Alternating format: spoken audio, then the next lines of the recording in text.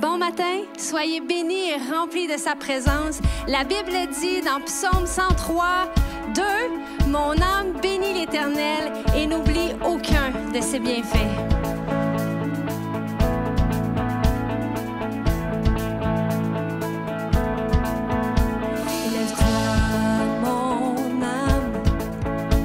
Et souviens-toi, tout mon péché, il a enterré. Ce n'est plus moi qui vis, c'est Christ qui vit en moi. J'étais mort, mais je suis passé de l'ombre à la lumière.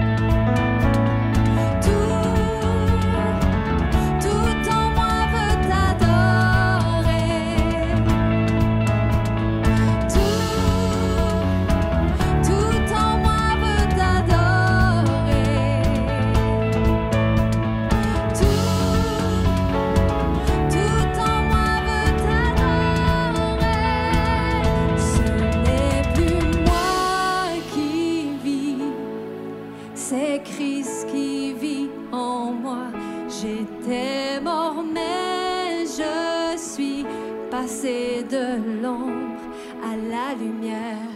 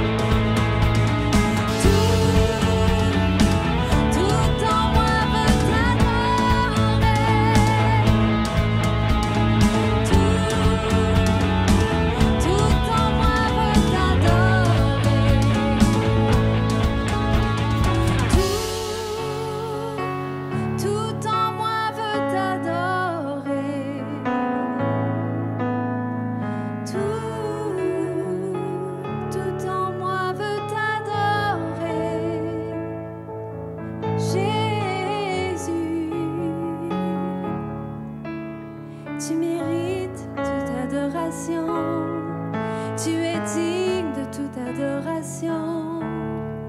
Jésus, dernière fois ensemble, tout en moi. Tout en moi veut t'adorer.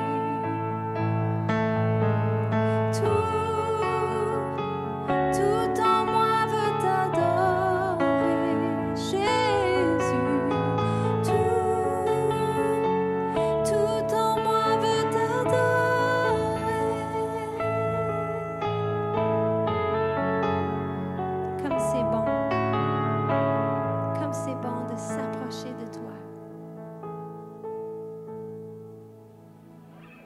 béni, Jésus.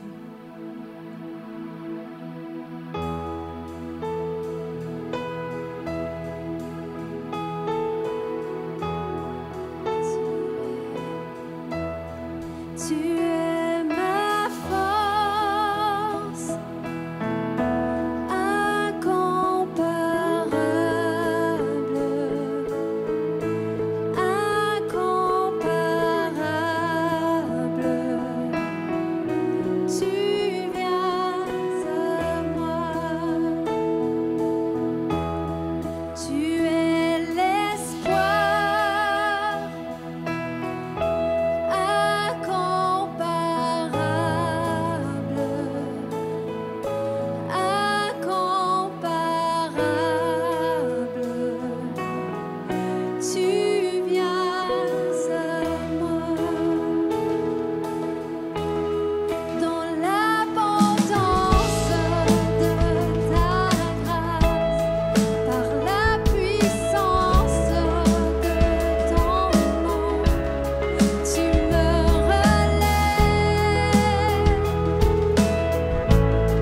tu me relèves. Oh, dans l'abondance de ta grâce, par la puissance de ton nom, tu me relèves, tu me relèves. Amour divin,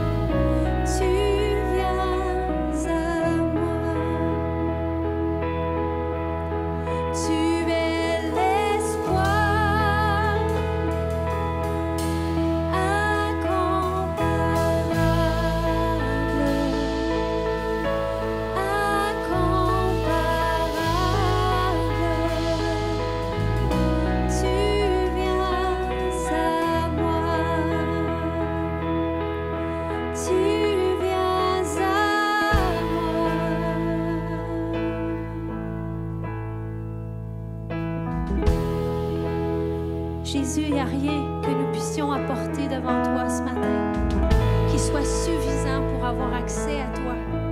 Mais dans l'abondance de ta grâce, dans ton amour incroyable, tu nous donnes accès à toi. honneur et c'est avec beaucoup d'humilité que nous approchons de ton trône ce matin. Et nous voulons élever nos voix. Nous voulons dire qui tu es. Tu es saint, tu es parfait, tu es incroyable. Tu es celui que nos cœurs aiment. Jésus, nous voulons te plaire, nous voulons marcher pour toi, nous voulons te suivre. Parce que tu es venu jusqu'à nous. Tu es venu jusqu'à nous, Jésus. Et nos cœurs sont remplis de joie parce que tu es venu jusqu'à nous. Chantons dans l'abondance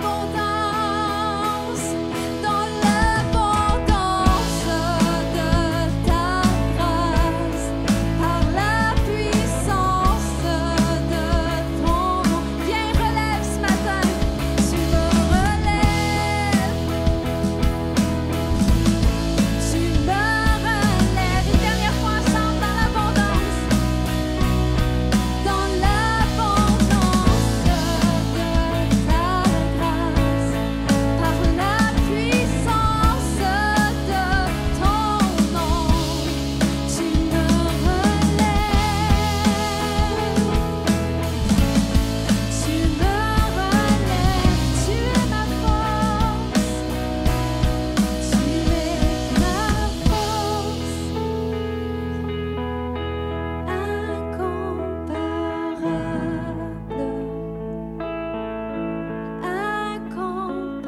incomparable. Tu viens à nous. Merci Jésus. Merci Jésus. Merci Jésus pour qui tu es.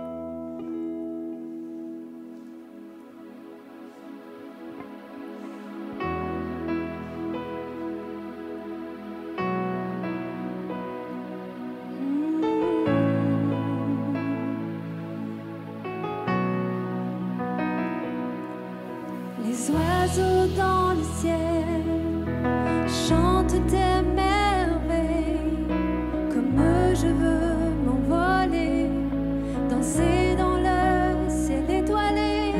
La beauté de ta création sans fin à l'horizon. Tu as pensé à tout et t'es penché vers moi.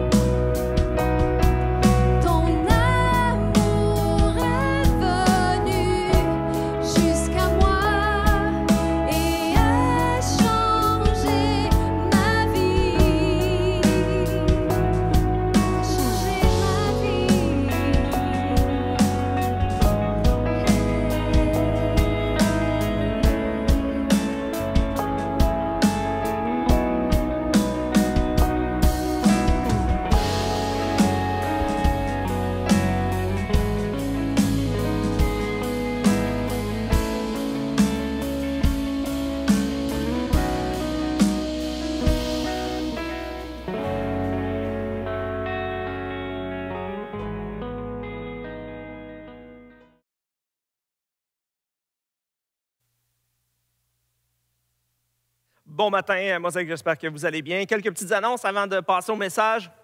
Vous mentionnez que, bien entendu, les groupes éléments sont redémarrés. Donc, si vous voulez, il y a encore de la place. Vous pouvez vous inscrire, bien entendu, c'est par Zoom présentement. Allez sur la page Facebook, la page Internet de mosaïque.org pour avoir tous les détails. Également, nous avons la distribution de paniers alimentaires qui se poursuit. Pour les dates, si vous avez besoin, vous connaissez quelqu'un dans votre entourage qui aurait besoin d'un panier alimentaire, juste aller sur notre Facebook et voir les dates pour les distributions. Vous mentionnez que quelque chose de nouveau démarre, c'est mardi le 16 mars au soir, donc un Zoom pour les jeunes adultes de Mosaïque. Donc, vous pouvez aller sur la page, il y a une page Facebook Jeunes adultes Moz, et vous allez voir tous les détails pour cet événement-là, qui, en fait, pour la première, on a un invité qui est Daniel Descaries, psychothérapeute, qui va parler, bien entendu, de santé mentale, d'anxiété et de tout problème qui peut être relié à tout cela, le stress. Donc, on vous invite, si vous êtes un jeune adulte, à aller vous liker cette page-là et voir les détails pour cela. C'est déjà bientôt la réunion annuelle des membres, donc ça va être mardi soir, évidemment par Zoom. C'est le 27 avril, donc prenez ça en note si vous êtes membre. Et si vous voulez devenir membre de Mosaïque, c'est possible de le faire. Juste écrire à info@mosaïque.org et pour recevoir les documents. Et vous avez jusqu'au 28 mars pour retourner les documents. Alors, sur ce, nous poursuivons ce matin notre série Genèse que nous allons terminer dimanche prochain. Alors, ce matin, nous allons lire premièrement dans Genèse 32, les versets 10 à 13. Jacob dit, « Dieu de mon grand-père Abraham, Dieu de mon père Isaac, Éternel, toi qui m'as dit, retourne dans ton pays, dans ton lieu de naissance, je te ferai du bien. Je suis trop petit pour toutes les grâces et pour toute la fidélité dont tu as fait preuve envers moi, ton serviteur. En effet, j'ai passé ce Jourdain avec mon bâton et maintenant je peux former 2 camps. Délivre-moi de mon frère Ésaü, car j'ai peur qu'il ne vienne et ne me frappe, sans épargner ni la mère ni les enfants. C'est toi-même qui as dit, je te ferai du bien et je rendrai ta descendance pareille au sable de la mer, si abondant qu'on ne peut le compter. » Aujourd'hui, on va voir Jacob. Et des fois, lorsqu'on pense, Jacob, c'est Abraham, on cite Abraham, Jacob, Isaac comme les pères de la foi. Mais quand on regarde à la vie de Jacob, c'est pas reluisant. On ne parle pas d'Abraham ici, de la même fidélité envers Dieu, de la même foi envers Dieu, aucunement. Là, ici, ce qui se passe, c'est que ça fait 20 ans que Jacob est en fuite. Il s'est enfui, il a dû partir de chez lui. Pourquoi? Parce qu'il a trompé son père.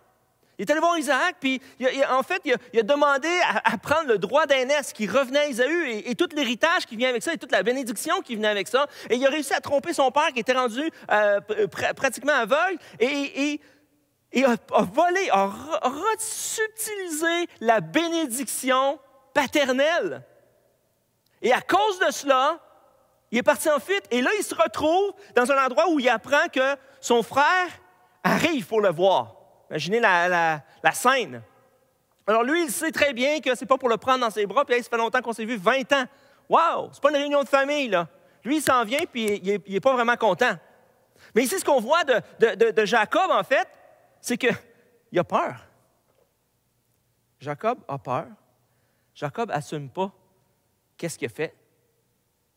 Et en fait, Jacob a tellement pas sa foi ancrée en Dieu qu'à la fin, il dit, « Écoute, Seigneur, rappelle-toi la promesse, en fait, que tu as faite à Abraham. » Et il s'en remet, en fait, à la foi d'Abraham, de ma descendance. Parce que tu as été fidèle envers Abraham, envers mon père Isaac, donc, coudonc, il faut que tu le sois envers moi, là. Et il supplie Dieu. Et on voit que Jacob est un peu, est pas stable, est pas bien ancré dans sa foi en Dieu. Et n'assume pas ses responsabilités, il continue de vivre dans le mensonge d'il y a 20 ans. Warren Wiersbe a dit, il a prié pour être délivré d'Ésaü, en parlant de Jacob, bien entendu, mais son plus grand besoin était d'être délivré de lui-même. Jacob avait besoin d'être délivré de lui-même. Jacob avait besoin de retrouver sa véritable identité, de retrouver son intégrité, de vivre vraiment sa foi en Dieu. Mais en fait, là, ce qu'il voulait, c'est juste être délivré, encore une fois, de dire hey, « J'assume pas mes responsabilités, mais là, Seigneur, je veux pas avoir à subir la hargne d'Ésaü. Délivre-moi d'Ésaü. En fait, délivre-moi de la faute que j'ai commise il y a 20 ans. Je ne suis pas prêt à l'assumer, mais délivre-moi de ça. » Mais en fait, et ce qu'on va voir plus tard, c'est ce besoin-là de Jacob d'être délivré de lui-même. D'être délivré de lui-même. Et plus loin, dans Genèse 32, les versets 25 à 31, un des passages qui est des fois malheureusement cité à tort, c'est Jacob resta seul. C'est alors qu'un homme lutta avec lui jusqu'au lever de l'aurore. Voyant qu'il n'était pas vainqueur contre lui, cet homme le frappa à l'emboîture de la hanche. Celle-ci se déboîta pendant qu'il luttait avec lui. Il dit, « Laisse-moi partir, car l'aurore se lève. » Jacob répondit, « Je ne te laisserai pas partir avant que tu ne m'aies béni. » Il lui demanda, « Quel est ton nom? » Il répondit, « Jacob. » Il ajouta, « Ton nom ne sera plus Jacob, mais tu seras appelé Israël, car tu as lutté avec Dieu et avec des hommes, et tu as été vainqueur. » Jacob lui demanda, « Révèle-moi donc ton nom. » Il répondit, « Pourquoi demandes-tu mon nom? » Et il le bénit là. Jacob appela cet endroit Péniel, car il dit, « J'ai vu Dieu face à face, et ma vie a été sauvée. » Malheureusement, trop souvent, on a entendu ce passage-là où, justement, il faut que, pour obtenir ce que tu veux, il faut que tu luttes avec Dieu, puis Dieu, tu ne peux pas gagner avec Dieu. Et ici, le point, c'est en fait que Dieu voulait que Jacob cède à vous. Et il a lutté avec, il ne s'est pas présenté comme étant Dieu, mais il a lutté avec, et étrangement, il a déboîté sa hanche, comme un message pour dire, Jacob, tu vas arrêter de fuir. Tu ne pourras plus courir. À partir de maintenant, tu vas. Puis ça dit, après, il s'est mis à boiter, il ne pouvait plus marcher normalement. Parce que, arrête, tu ne peux plus fuir. Tu n'auras plus à fuir maintenant. Et Dieu va faire ce test-là à Jacob. Parce que Jacob va dire, non, je veux que tu me bénisses. OK, ah ouais? Tu veux-tu me faire la même passe que tu as faite à ton père? Et c'est pour ça que Dieu va lui demander, quel est ton nom? Pour voir, pas que Dieu ne savait pas que c'était Jacob, mais pour voir c'est quoi sa réponse. Qu'est-ce qu'il va répondre? Est-ce qu'il va encore mentir? Il va se faire passer pour quelqu'un d'autre pour usurper d'un droit et d'avoir une... Mais Jacob a réalisé, non, je n'ai pas le choix de dire qui je suis. C'est Jacob. Et à cause de ce moment-là où il a brisé, de ce moment-là où, justement, c'est le moment où il a été délivré de lui-même, il va dire, OK, j'abandonne. Je peux lutter avec toi, mais je ne gagnerai pas. Je réalise qu'il faut que je m'abandonne à toi. Et à ce moment-là, lorsque Jacob a décidé d'avouer qui il était vraiment, Dieu lui a dit, mais tu ne t'appelleras plus Jacob, je vais changer ton nom pour Israël. Et c'est là que la promesse faite à Abraham prend place pour Jacob. Voici, tu vas être Israël. Et toi aussi, ta descendance va être comme celle du sable de la terre. Et Jacob va demander, révèle-moi ton nom. Et Dieu va lui dire, comment? Sérieusement, tu ne sais pas c'est qui mon nom? Tu demandes vraiment mon nom? Et Dieu ne dira pas, c'est moi, c'est Dieu. Parce qu'il dit, si après tout ce qui vient de se passer à nuit, tu ne réalises pas que c'est moi, Dieu, tu as un problème. Et la finalité de cette aventure-là de Jacob dit, eh bien, il a changé ce nom-là, le nom de l'endroit où il se trouvait, pour Péniel, car il dit, j'ai vu Dieu face à face. Et à la fin, il dit, j'ai vu Dieu face à face et ma vie a été sauvée. Jacob a reconnu qu'à ce moment-là, durant cette nuit-là, si Dieu avait voulu, Jacob n'existe plus. Il a dit, c'en est terminé avec toi. Tu as été pendant des années, tu as couru, tu t'es enfui, tu n'as pas assumé tes responsabilités, tu as volé le droit d'aînesse qui revenait à ton frère, tu as trompé ton père, et comme si de rien n'était. Et j'aurais pu ce soir dire, c'est pas juste la hanche, c'est ta vie au complet que j'aurais redemandé. Jacob réalise à ce moment-là la grâce que Dieu lui fait.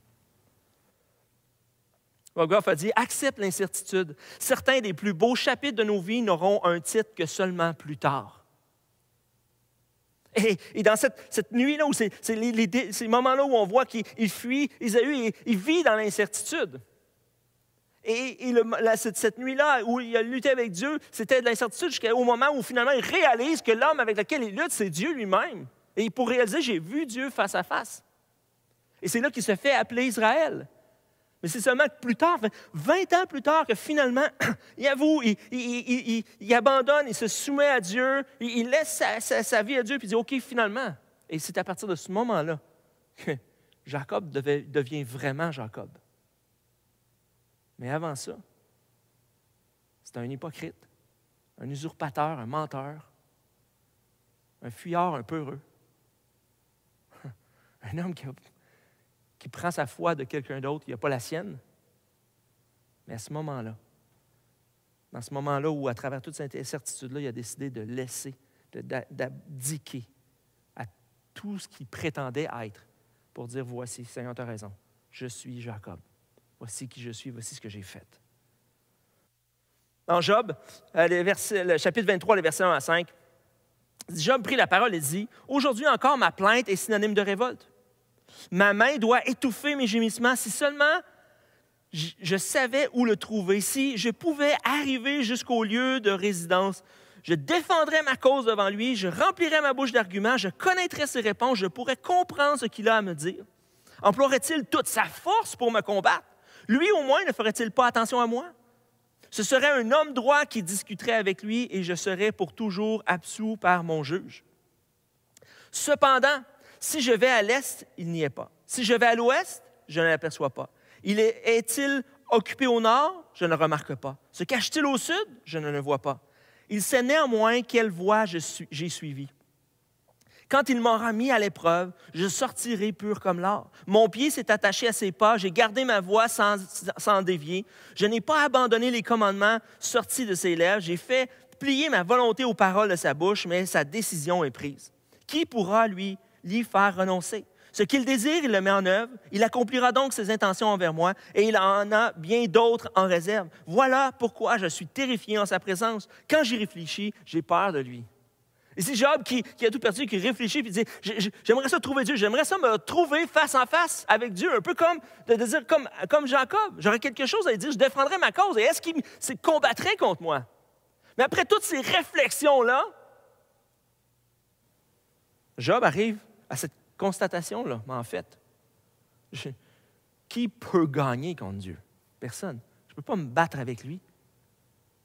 Et ça dit, qui pourra lui faire renoncer? Sa décision est déjà prise. Il met en œuvre et il accomplira ses intentions envers moi.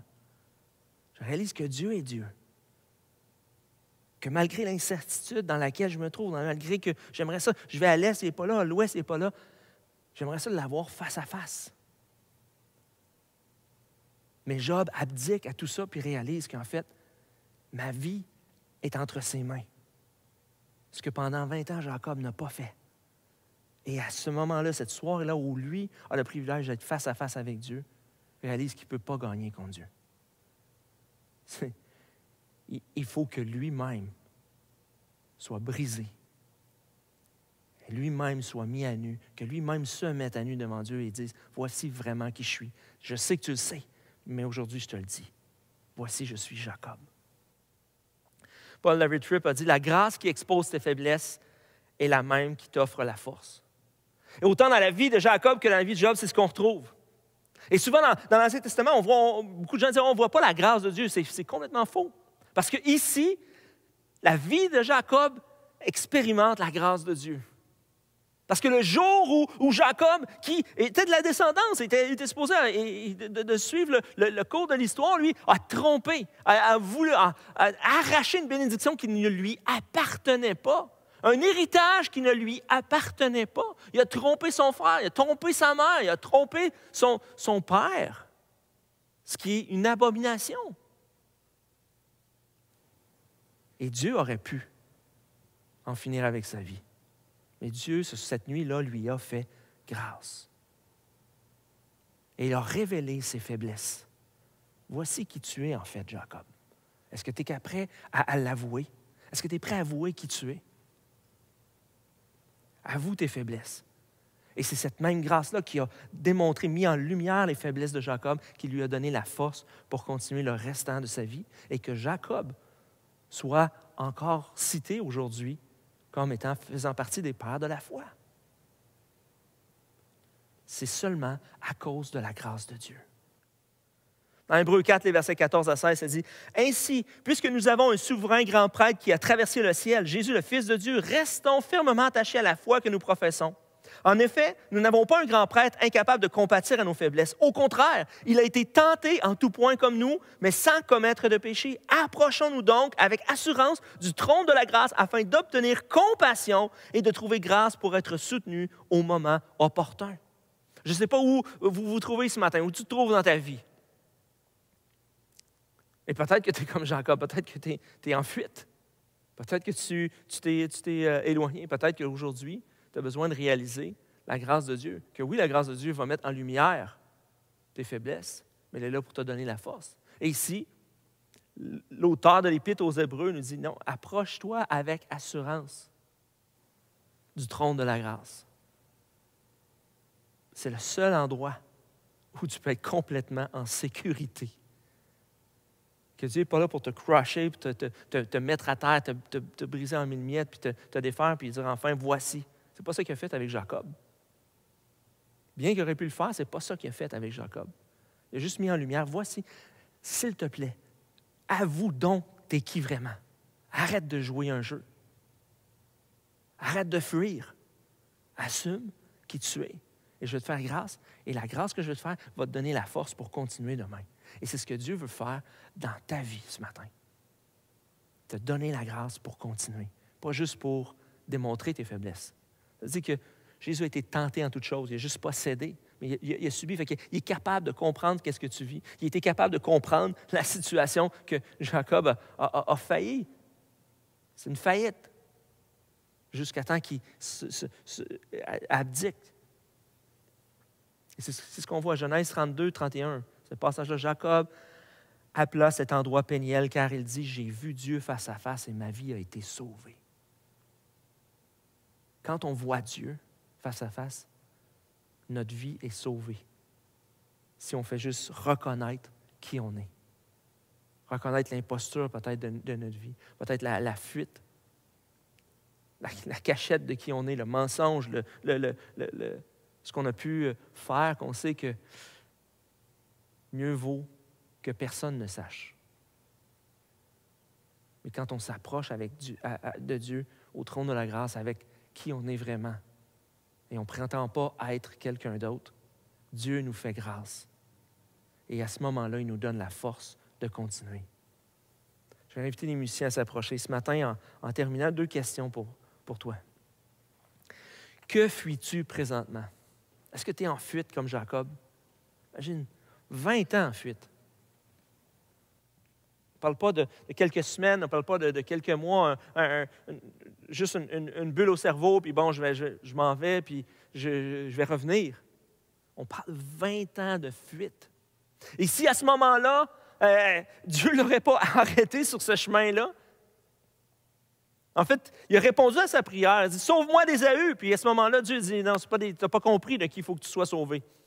C'est de toi-même qu'il faut que tu sois sauvé. » Et c'est là que cette nuit-là, Dieu l'attendait pour dire « C'est terminé, arrête de fuir. Que fuis-tu ce matin? » Et ma deuxième question, c'est « Avec quoi te bats-tu avec Dieu? » Avec quoi te bats-tu avec Dieu? Des fois, on essaie de se battre avec Dieu pour gagner notre point, pour faire valoir ce qu'on veut vraiment. Et des fois, on n'a pas le bon combat. Et des fois, on ne réalise pas que pour gagner ce combat-là, il faut que j'abdique. Au lieu de me battre plus fort, il faut que je réalise, j'admette. J'admette mes limitations, j'admette mes faiblesses, j'admette qui je suis réellement. Et c'est à ce moment-là qu'on va voir Dieu face à face et qu'il va nous sauver. Nous sauver de qui nous sommes. Parce que nous sauver pour le ciel, il l'a déjà fait. Nous donner l'accès par son Fils Jésus, il l'a déjà fait.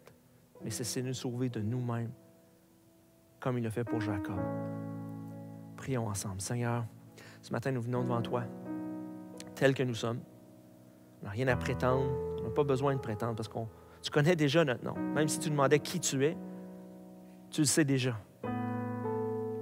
Et ce que tu veux savoir, c'est qu'est-ce que nous, on va répondre à cette question. qu'est-ce qu'on va répondre à qu'est-ce que tu fuis exactement? Pourquoi tu es ici pour me combattre? Et Seigneur, qu'on puisse être transparent et honnête devant toi, s'approcher du trône de la grâce, te voir face à face et être sauvé de nous-mêmes.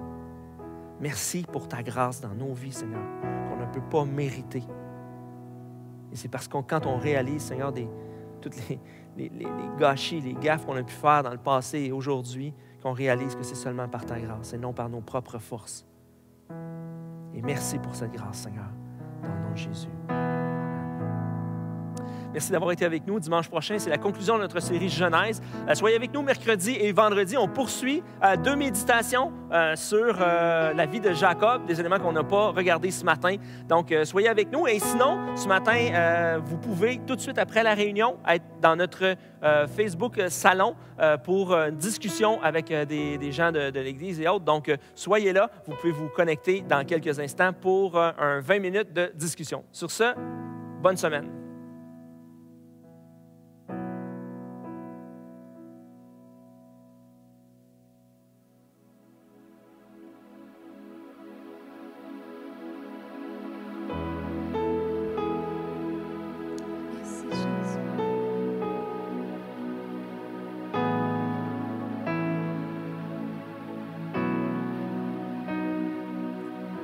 Les oiseaux dans le ciel